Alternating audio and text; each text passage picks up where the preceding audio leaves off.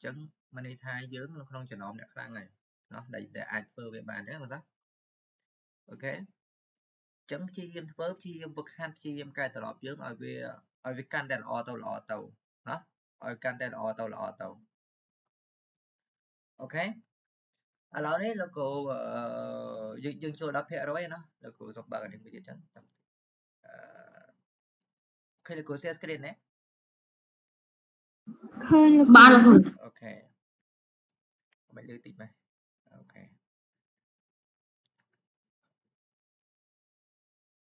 à đó đấy dương hiện nó hệ rồi nó chẳng dương chấp đào mới hiện đó thì chết hiện à hệ rồi nó tiện tuông cho mỗi năng cam đã tiện tuông mấy thì dương trái nó không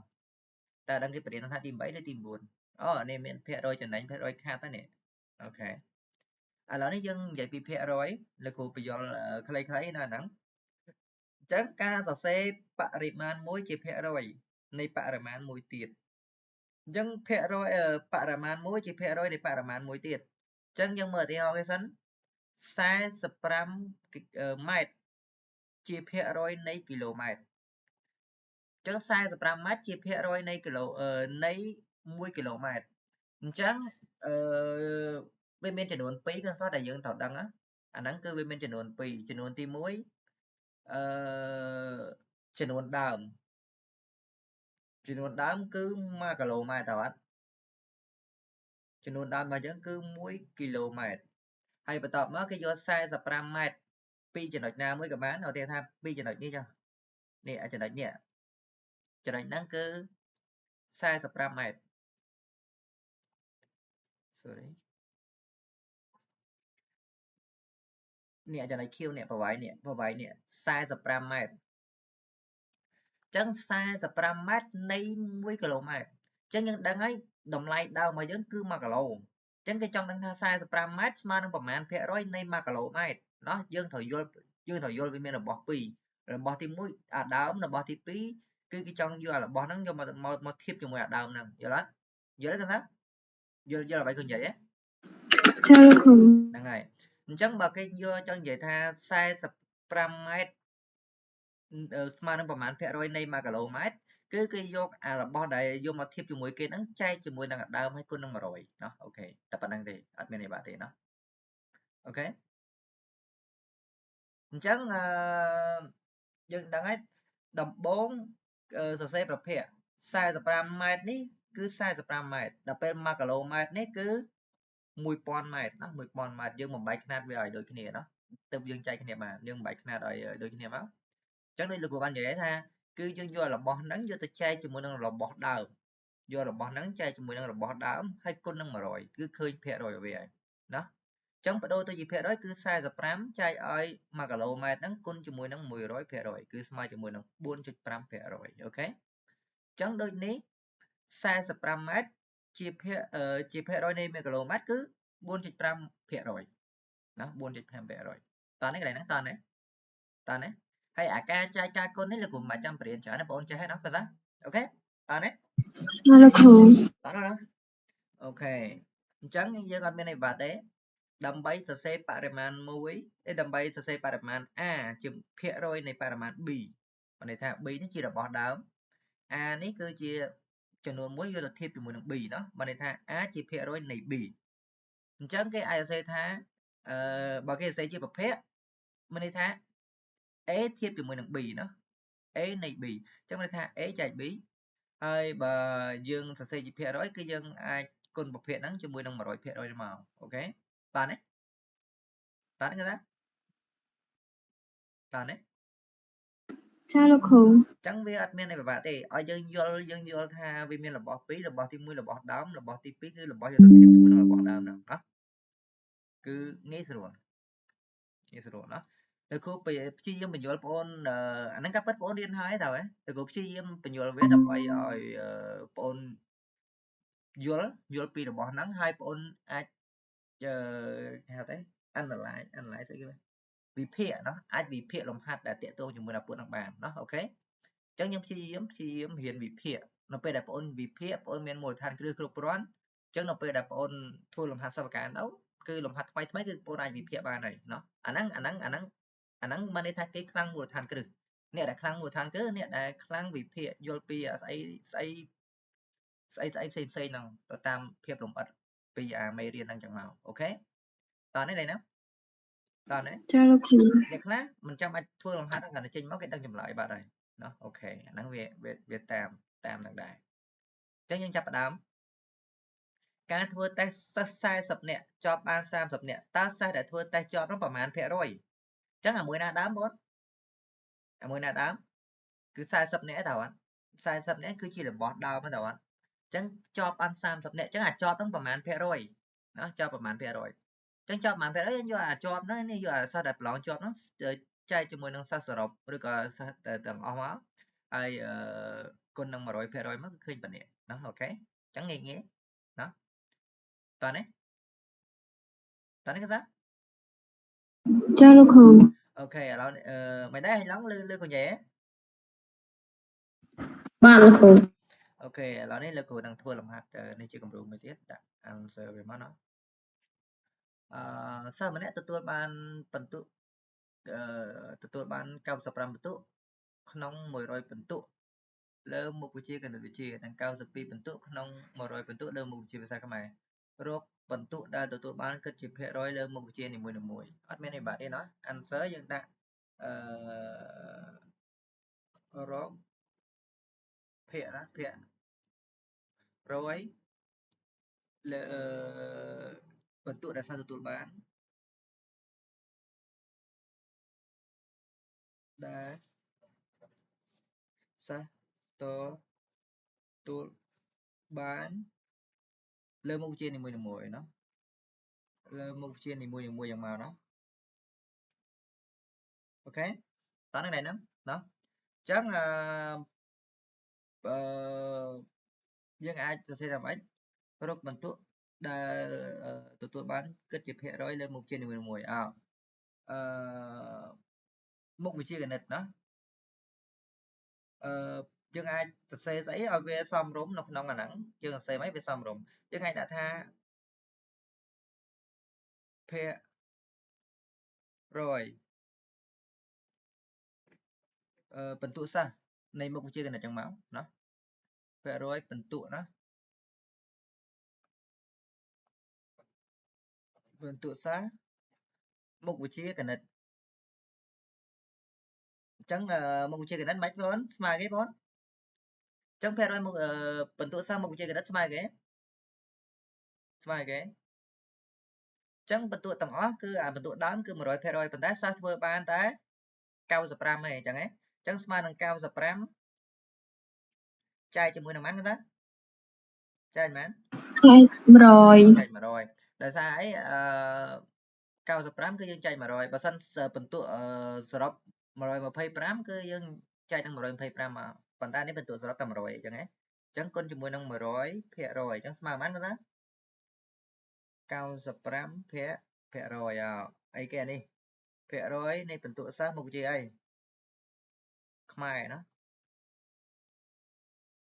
ខ្មែរអញ្ចឹងស្មើប៉ុន្មានបង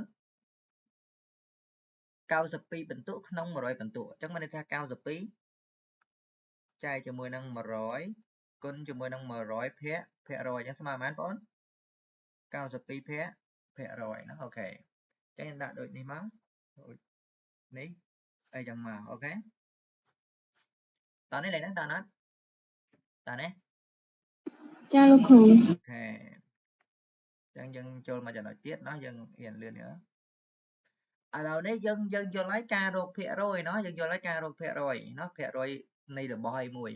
អញ្ចឹងឥឡូវនេះយើងនិយាយពីភាគរយចំណេញនិងភាគរយខាតណាយើងមើលនិយមន័យវាភាគរយចំណេញឬភាគរយខាតភាគរយចំណេញឬភាគរយខាតធៀបនឹងប្រាក់ថ្លៃដើមកំណត់ដូចខាងក្រោមអញ្ចឹងបើភាគរយចំណេញបានន័យថាប្រាក់ចំណេញចែកជាមួយនឹងប្រាក់ដើមគុណនឹង100%ភាគរយខាតប្រាក់ខាតចែកជាមួយនឹងប្រាក់ដើមគុណ100%អញ្ចឹងអត់មានអីពិបាកទេអាហ្នឹងសំបីយើងមិននេះក៏យើងដឹងដែរតើអត់អញ្ចឹងណាអញ្ចឹងហ៎ ចាលោកគ្រូ ក៏យើងដឹងណាបានន័យថាបើសិនភាគរយប្រាក់ចំណេញចែកនឹងប្រាក់ដើមគុណនឹង100%ភាគរយប្រាក់ខាតចែកជាមួយនឹងប្រាក់ដើមគុណនឹង100%អូខេអញ្ចឹងយើងមើលលំហាត់គំរូ នៅក្នុងក្រុមហ៊ុននាំចូលនៃរថយន្តមួយគេដឹងថាថ្លៃដើមចូលទិញចូលមួយគ្រឿងប៉ុន្មាន$75,000 ក្រុមហ៊ុននេះបានលក់រថយន្តឲ្យលោកលីស្រុន$84,000 2 ឆ្នាំក្រោយមកលោកលីស្រុនបានលក់រថយន្តនេះឲ្យលោកហេងសឹមតម្លៃ$60,000ចូលរកភាគរយប្រាក់ចំណេញដែលក្រុមហ៊ុនទទួលបានពីការលក់រថយន្តលោកលីស្រុនអញ្ចឹងយើងមើលលោកលីស្រុនណាលោកលីស្រុនណានៅក្នុងក្រុមហ៊ុនមួយគេដឹងថាទិញចូលមួយគ្រឿង$75,000ក្រុមហ៊ុននេះបានលក់ឲ្យលោកលីស្រុន$84,000ហើយ2 ឆ្នាំក្រោយមកលោកលីស្រុនលក់ឲ្យលោកហេងសឹមហេងលឹម$60,000អញ្ចឹងរកភាគរយប្រាក់ចំណេញដែលក្រុមហ៊ុនទទួលបានពីលោកលីស្រុនអញ្ចឹងក្រុមហ៊ុនទិញមកប៉ុន្មានមើលទៅលឺទេដាច់ទេមែនឥឡូវលឺទេលឺក៏ថាចាលោកគ្រូបាទលោកគ្រូអូខេអញ្ចឹងក្រុមហ៊ុនទិញមក$75,000ប៉ុន្តែលក់ឲ្យលោកលីស្រុននេះ$84,000អញ្ចឹងក្រុមហ៊ុនចំណេញមែនបើយើងគិតមកតេក៏ចេញដែរហ្នឹងថាវត្តប៉ុន្តែឲ្យរកភាគរយប្រាក់ចំណេញដែលក្រុមហ៊ុនលក់រថយន្តហ្នឹងឲ្យលោកលីស្រុនអញ្ចឹងគេធ្វើម៉េចបងយើងធ្វើម៉េចអញ្ចឹងដំបូងបំផុតគឺប្អូនត្រូវរកលុយចំណេញសិនបើសិនប្អូនមិនរកលុយចំណេញប្អូនយកស្អីមកចែកជាមួយនឹងប្រាក់ដើមអញ្ចឹងលុយចំណេញបើយើងទិញចូល$75,000យើងលក់វិញ$84,000តើប្អូនចំណេញមែន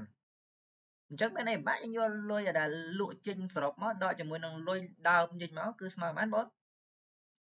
ស្មើប៉ុន្មាននេះអញ្ចឹងប្រាក់ថ្លៃដើមនៃរថយន្តគឺ$75,000អញ្ចឹងប្រាក់ចំណេញរបស់ក្រុមហ៊ុនគឺ$84,000ដកជាមួយនឹង$75,000ចេញមកគឺឃើញចំណេញ$9,000អញ្ចឹងគេចង់ដឹងថាភាគរយប្រាក់ចំណេញរបស់ឡានហ្នឹងចំណេញប៉ុន្មានភាគរយអញ្ចឹងមានន័យបាក់គឺយើងយកតម្លៃចំណេញហ្នឹងគឺចែកជាមួយប្រាក់ដើមអញ្ចឹងតម្លៃដើមរបស់ឡានគឺប៉ុន្មាន$75,000អញ្ចឹងយក$9,000ចែកជាមួយនឹង$75,000ហើយគុណនឹង100%មកគឺឃើញ12%គឺស្រួលទេអត់ស្រួលទេស្រួលក៏ថាហ្នឹងអញ្ចឹងដូចនេះក្រុមហ៊ុនចំណេញ12%យល់ទេយល់ទេក៏ថាចាលោកគ្រូចាំមើលបន្តទៀតភាគហ្នឹងហើយភាគរយប្រាក់ខាតដែលលោកលីសុនបានខាតពីការលក់រថយន្តឲ្យលោកហេងលឹមអញ្ចឹងលោកលីសុនទិញមក$84,000គាត់លក់វិញ$60,000អញ្ចឹងគាត់ខាតទេតើអត់ទិញមក$80,000ជាងនោះគាត់លក់$60,000គាត់លក់ខាតហើយអញ្ចឹងថ្លៃដើមរបស់រថយន្តមិនមែនតាក់ទងជាមួយក្រុមហ៊ុនទៀតអត់មានទេណាតាក់ទងតែលោកលីសុនជាមួយនឹងលោកហេងលឹមអញ្ចឹងគាត់ទិញមកគឺ$84,000អញ្ចឹងគាត់លក់វិញ$60,000អញ្ចឹងគាត់ខាតហើយអញ្ចឹងអត់មានអីបាត់ទេចំនួនប្រាក់ដែលលោកលីសុនចំណាយលើការទិញរថយន្តគឺ$84,000អញ្ចឹងគាត់លក់វិញ$60,000គឺគាត់ខាតអញ្ចឹងចំនួនប្រាក់ខាតរបស់លោកលីសុនហ្នឹងគឺប្រហែល$84,000ដកឲ្យប៉ុន្មានដកឲ្យ$60,000ចេញមកគឺឃើញខាតអស់$2,400ត្រូវទេអញ្ចឹង$2,400គេចង់រកភាគរយតើលោកលីសុនហ្នឹងខាតប្រហែលភាគរយអញ្ចឹងយើងដឹងហើយគឺយើងយកអាលុយខាតហ្នឹងចែកជាមួយលុយដើមអញ្ចឹងលុយដើមរបស់គាត់គឺ$84,000នេះឃើញអត់អញ្ចឹងលុយដើមរបស់គាត់គឺ$84,000អញ្ចឹងមានន័យថាភាគរយប្រាក់ខាតរបស់លោកលីសុនហ្នឹងគឺ$24,000ចែកជាមួយនឹង$84,000ហើយគុណជាមួយនឹង100%ទៅគឺចេញភាគរយណាអញ្ចឹងគឺឃើញ28.57%អញ្ចឹងដូចនេះលោកលីសុនបានលក់រថយន្តលោកឲ្យលោកហេងលឹម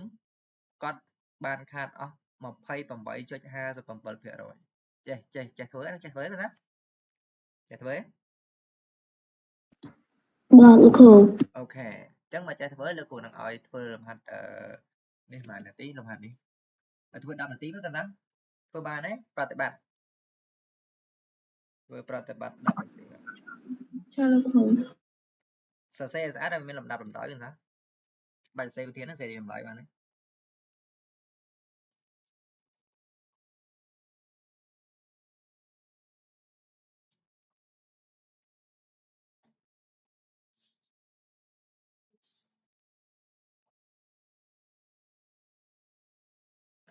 ធ្វើ10នាទី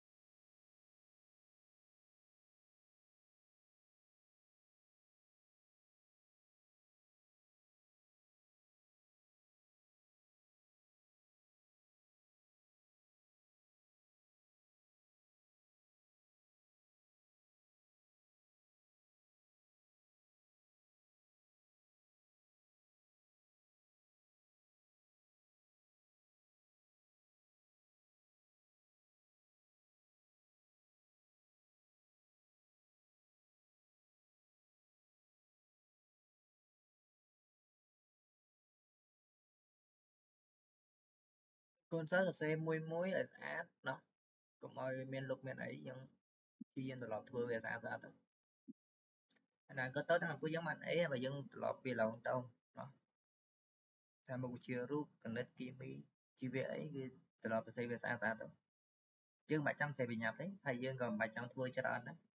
dương thua tầm mùi pi chỉ từ lọt dương ngồi chỉ ba tới ok rồi nó giờ này mình nộp ấp rồi cũng ở người mình ok mấy cái như mình kèm ấy cái mình cần số này internet speed time ăn điện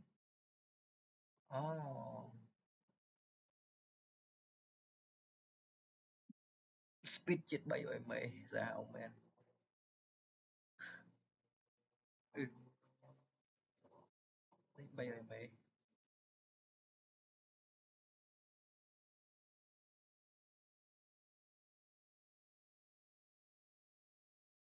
speed đâu cái lại khu này chết bay rồi mấy công tơ và nó lại bốn vài chục trăm cùng với mấy đó luôn nó upload ok sẽ cái này welcome to the drop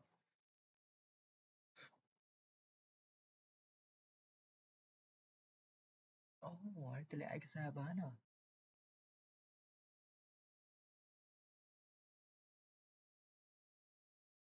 không tôi lại cái xa rồi mà tốt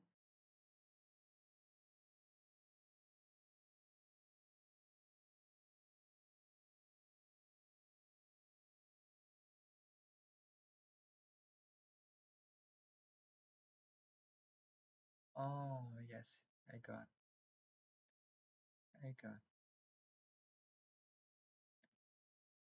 delete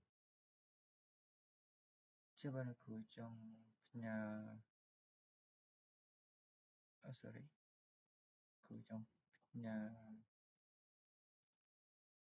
video quay mong mong vô mất vui đấy vui chả lôi mà nghe chưa nhỉ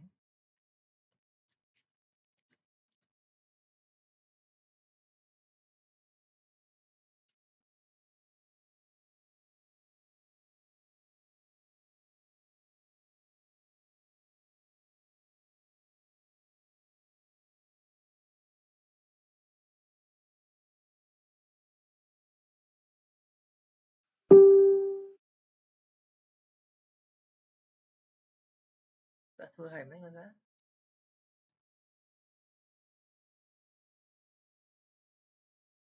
đâu rồi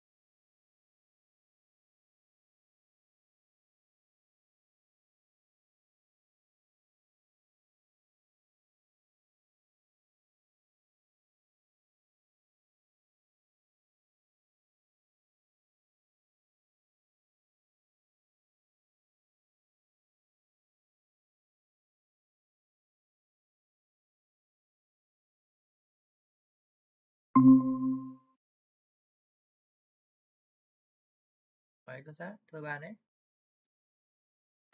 Cú mà nhưng đại internet là ở đây internet bạn thôi làm hạt đấy ồ mở cái tiếng cười nhá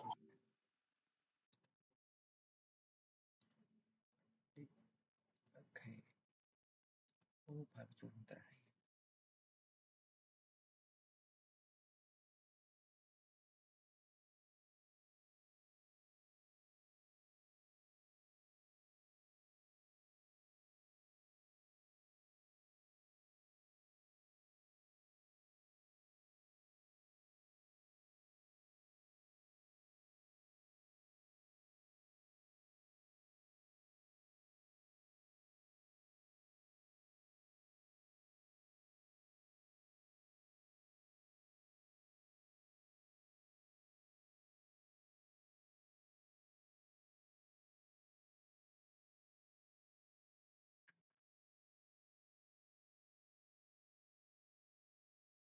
tốt con tên tôi chắc yên dốn một cái đường tờ lại billion 24,000 3 ឆ្នាំក្រោយមកគាត់បានលើកបញ្ចេញខាតអស់ 22% តើទៅចាក់យានយន្តនោះគាត់បានលក់ចេញវិញតម្លៃប៉ុន្មានអូខេ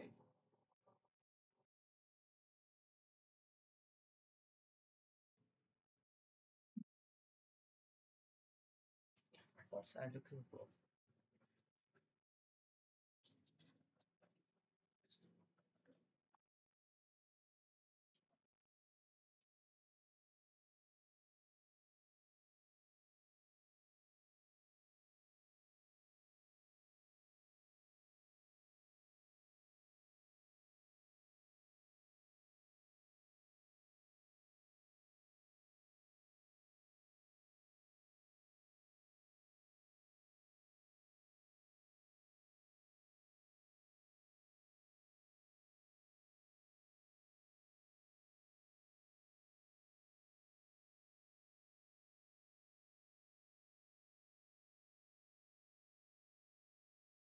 ធ្វើចេញហ៎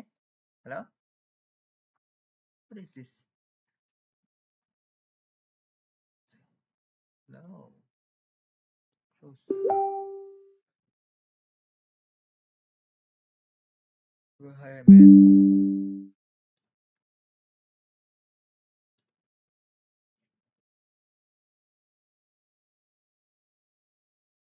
ឃើញប្រហែលភាគរយ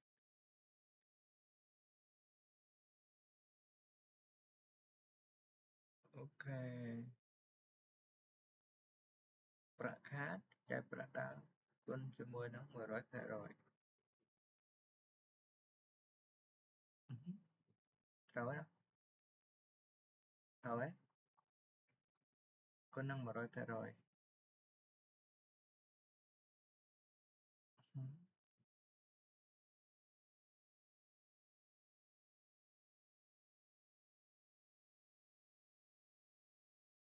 បងនិយាយតែភាគរយសម្រួលអញ្ចឹងក៏បានដែរប៉ុន្តែបងមិនបាច់ចូលចោលណាគាត់ថា cha là cú ដូចទៅត្រូវហើយហីឡុងមែនហីឡុងលើនិយាយ Hello ចាំ ba là cú ធ្វើចេញហ៎ ba là cú បាទហ្នឹងនេះមិនចេញឬក៏អត់ trên là cú ធ្វើចិត្តហើយណោសរសេរបន្តិចហ្នឹងឃើញសរសេរបន្តិចអត់អូខេអញ្ចឹងពេល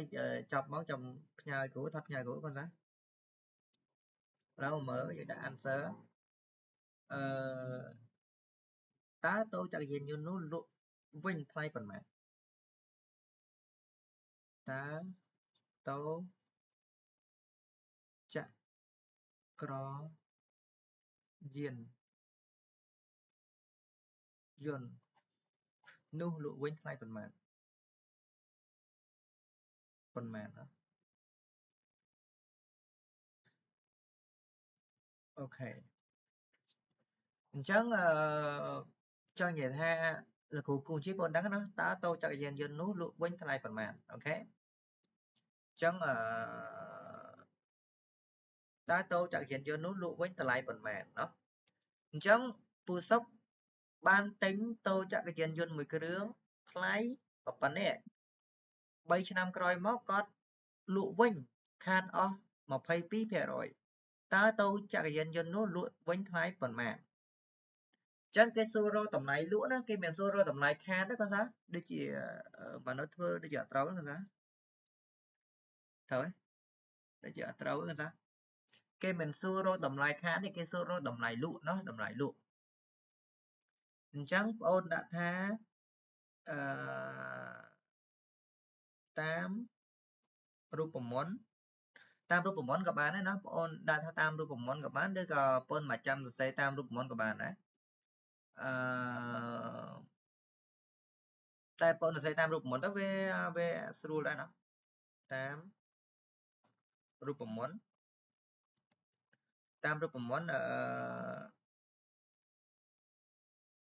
ភាគរយណាយើងនិយាយពីបើគេប្រាប់ភាគរយគេបងភាគរយប្រាក់ខាតណាយ៉ាងហ្នឹងតាមរូបមន្តគេយើងសេខាត់ក្រោមនេះភាសាវាវិញភាគ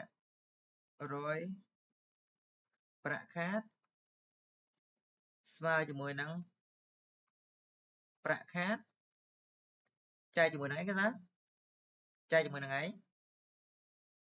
ចែកឲ្យប្រាក់ដើម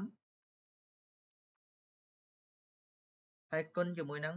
100% ត្រូវទេបងនេះណាត្រូវអត់ភាគរយប្រាក់ខាតគឺប្រាក់ខាតចែកប្រាក់ដើមគុណជាមួយនឹង 100% ណាអូខេចឹងធ្វើមិនដឹងប្រាក់ខាតធ្វើមិនដឹងប្រាក់ខាតគេថាធ្វើមិនដឹងប្រាក់ខាតធ្វើមិនដឹងប្រាក់ខាតគេថាយើងចង់យើងដឹងថាខាតឬមិនខាតគឺយើងត្រូវដឹងថាយើងលក់ចេញវិញវាតិចជាងអាថ្លៃដើមឬច្រើនជាងអាថ្លៃដើមណាយើងអាចតាំងលោកគ្រូសុំតែផ្សេងទៀតក៏បានដែរណាយើងអាចតាំង x ជាគេបងជាថ្លៃលក់ណាយើងតាំង x ជាថ្លៃលក់អីគេបងតូចក្រយានយន្តក៏បានដែរយើងអាចសរសេរតាំង x ទៅខាងលើមុនគេក៏បានដែរណាកន្លែងហ្នឹងណាយើងអាចសរសេរខាងលើនេះក៏បានដែរលឺហេឡងលឺហេចំដាច់ទេណាលឺក៏ថាលឺតាំងពីនេះលឺហេលឺលោកគ្រូចុះហេឡងលឺហេដាច់មែនអូខេឥឡូវនេះយើងនិយាយយើងប្រាក់ខាតចាប្រាក់ដើមអញ្ចឹងយើងតាំង x ជាថ្លៃលក់ណាអញ្ចឹងយើងដឹងប្រាក់ខាតគឺយើងយកអាថ្លៃយើងដឹងហើយបើសិនខាតគឺយើងលក់តិចជាងអាថ្លៃដើមអញ្ចឹងហ៎អញ្ចឹងជាទូទៅគេយកអាធំដល់តូចអញ្ចឹងហ៎អញ្ចឹងគេបានគេបងគេបានប្រាក់ខាត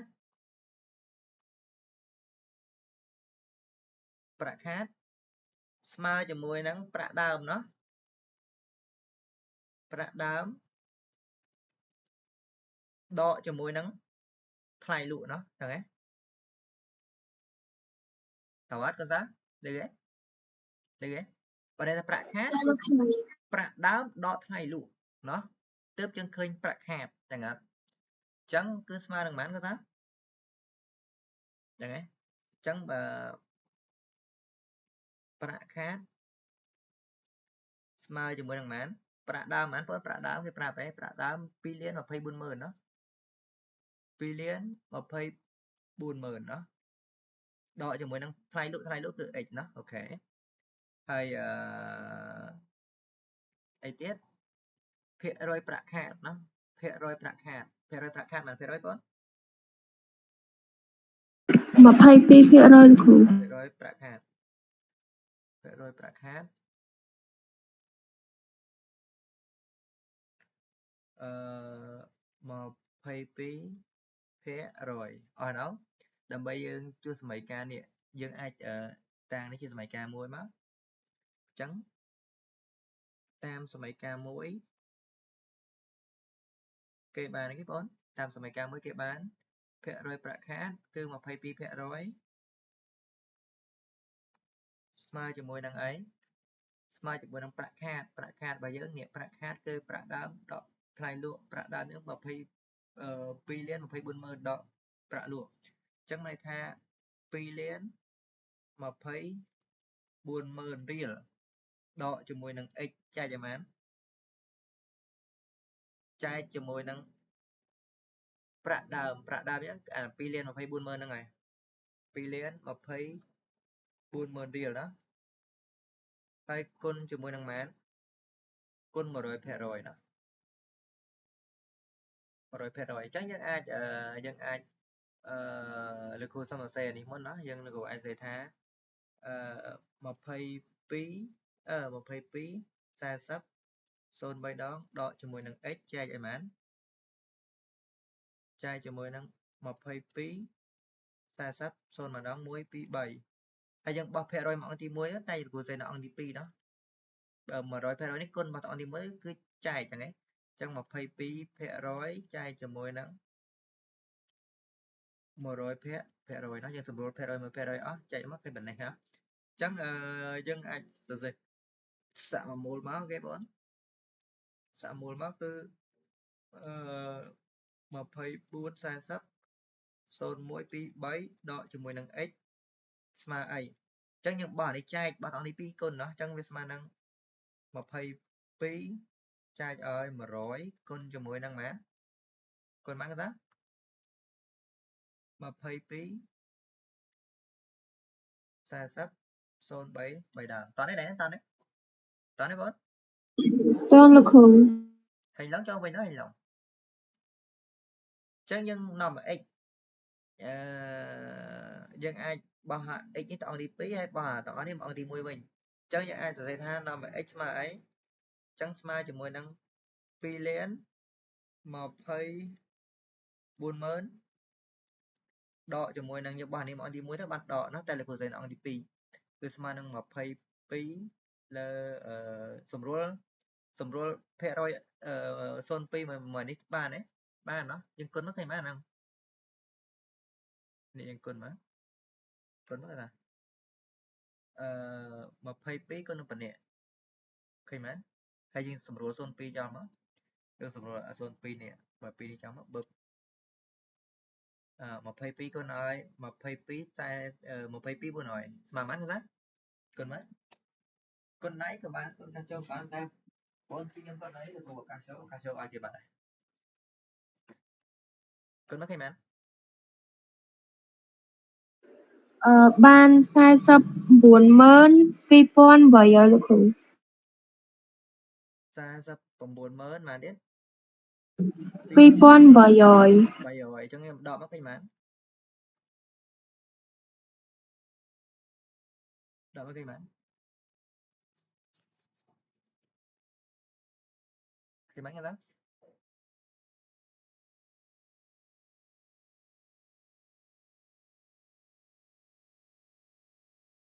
យូរម៉ានគេដកឃើញម៉ាន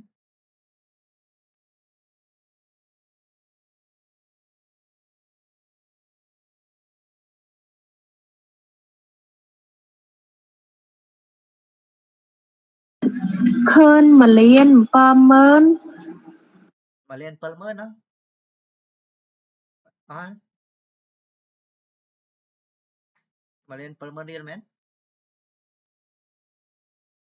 ហើយលឺអញ្ចឹងយើងដាក់មកដូចនេះទៅចក្រយានយន្តនេះលក់វិញថ្លៃដូចនេះទៅចក្រយានយន្តវិញលក់ថ្លៃ1,700,000រៀលណាត្រូវណាគាត់ថាគិតលេខត្រូវណាគិតលេខត្រូវអាហ្នឹងតោះនេះចេះធ្វើឯណាចេះធ្វើឯចេះវិភាគឯណាដល់ពេលបងវិភាគទៅធ្វើចេញហ្នឹងអូខេតោះណាតោះនេះគាត់ថា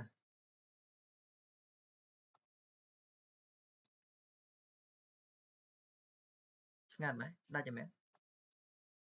អូអ៊ីនធឺណិតដាច់អញ្ចឹងបានអញ្ចឹងមកអ៊ីនធឺណិតហ្នឹង slow ហ្នឹងកាត់អី